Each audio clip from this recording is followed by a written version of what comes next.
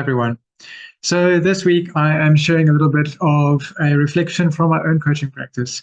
I was with a organization last week. We did some training, and a interesting conversation came up in which I recalled some research and realizations and reflections that I did a long time ago when I was still working as a agile and team coach in a bank in my past life. And so this made me, well, we talked through it a little bit, and she asked me to maybe send her the link to the blog so she can go and look at it. So I went and looked for the blog, which I struggled to find, and eventually I found it, but I had to check that it was the right thing, and I read through it, and it was a nice reflection and a realization of something that I would like to share.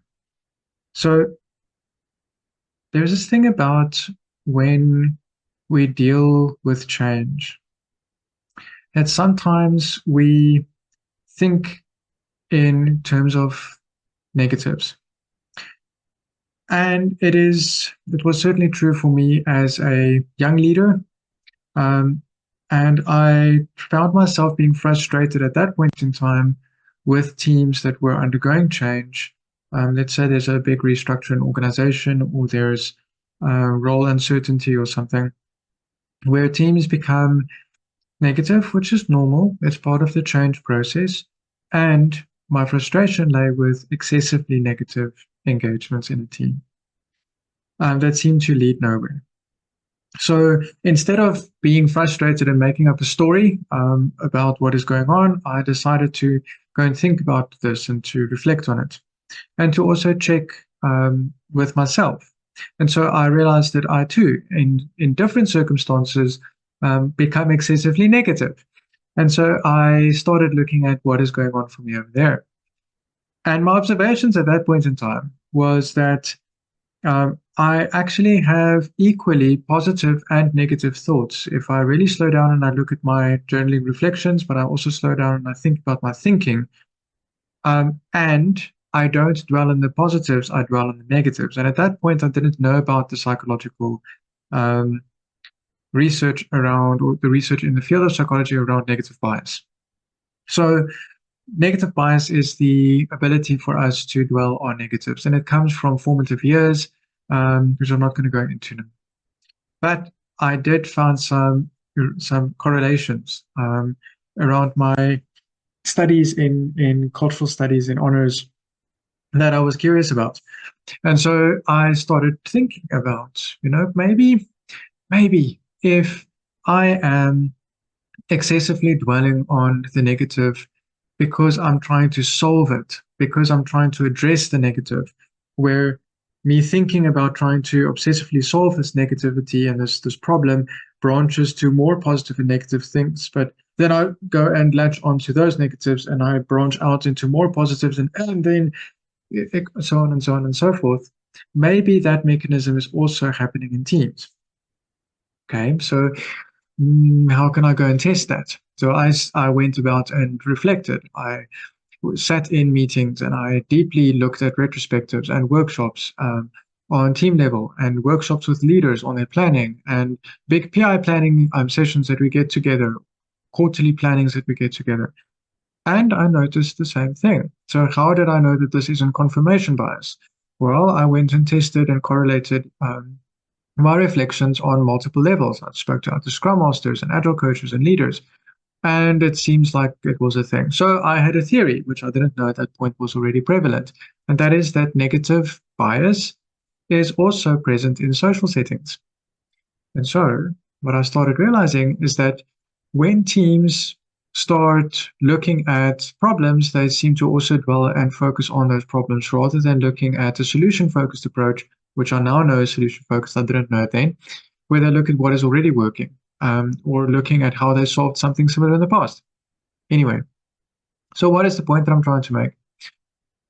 The realization for me was, hang on, wouldn't this negativity bias in a team setting not just be because of the circumstances outside, but maybe also because of the internal makeup of the team? So in my mind, if we set up a proper working agreement and people just change their behaviors, me coming in with my expert approach, just change their behaviors. And if the team just have agreements not to be so excessively, that typical kind of thinking. So I did my research. I went down rabbit holes. Patrick Lencioni, Steve Covey, Brené Brown found beautiful research around this that kind of speaks to that world.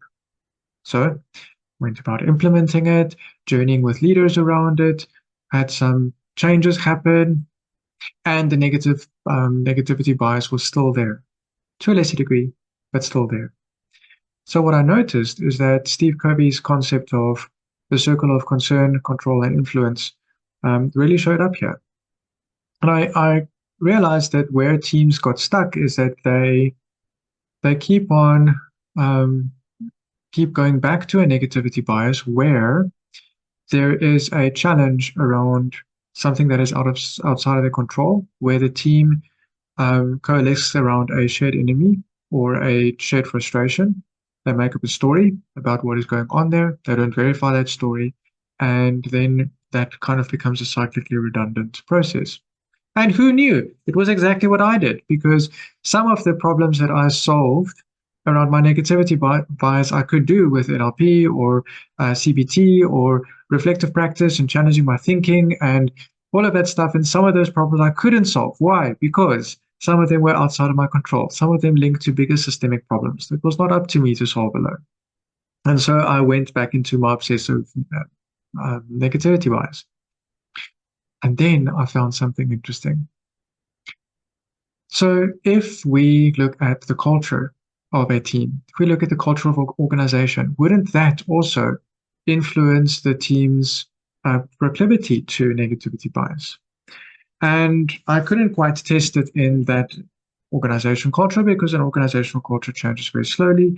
I tried it when I could in different areas of the organization as I started expanding my practice in that organization. But when I got to the ability to work with other organizations and more teams, this was actually part of what I tested.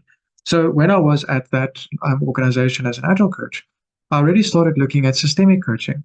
And so an interesting correlation that I found is that teams that are set up systemically, where there's a very clear and abiding connection between the team and their stakeholders, between teams and other teams, where the identity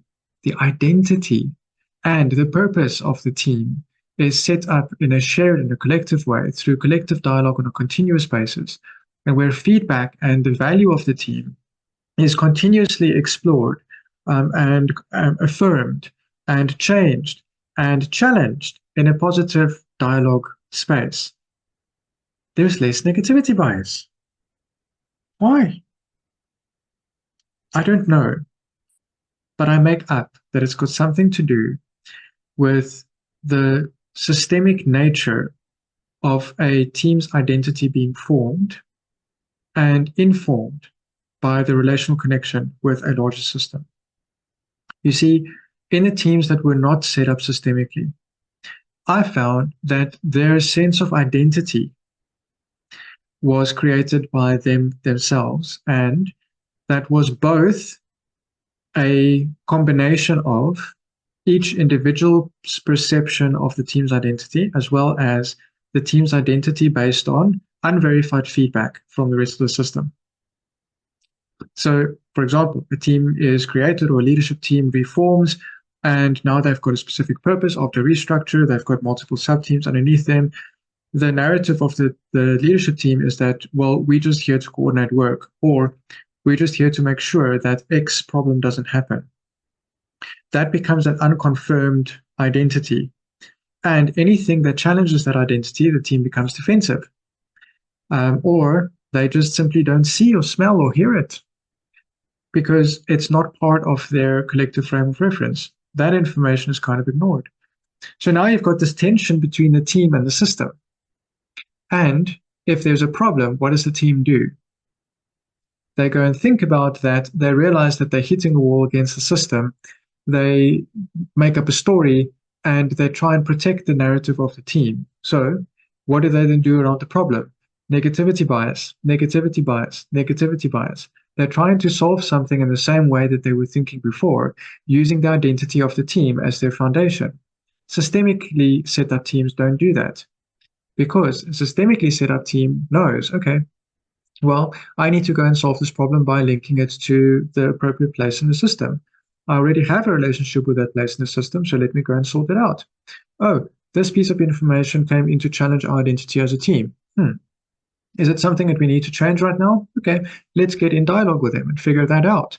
Oh, it's not something that we need to change right now. It's a misunderstanding. Or it's something that we need to change. So how can we do that? Okay, let's stay in dialogue. Let's figure it out.